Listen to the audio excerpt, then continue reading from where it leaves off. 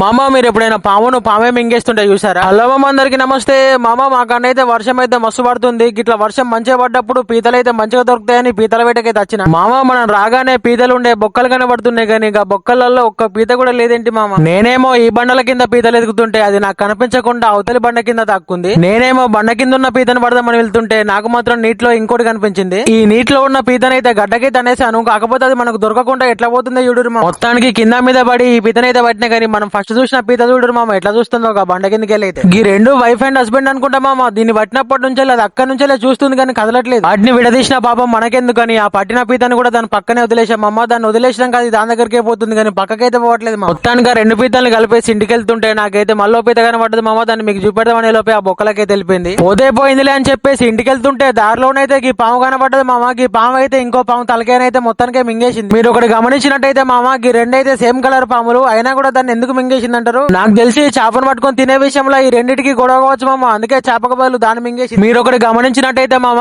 ఈ చనిపోయిన పాము నోట్లో ఒక చేప కూడా ఉన్నది. ఈ చేప విషయంలో దాన్ని అయితే చంపేసి అది పోయింది మామ. వీడియో నచ్చితే లైక్ సబ్స్క్రైబ్ అయితే మర్చిపోవద్దు మామ. మరి ఉంటా మరి బాయ్.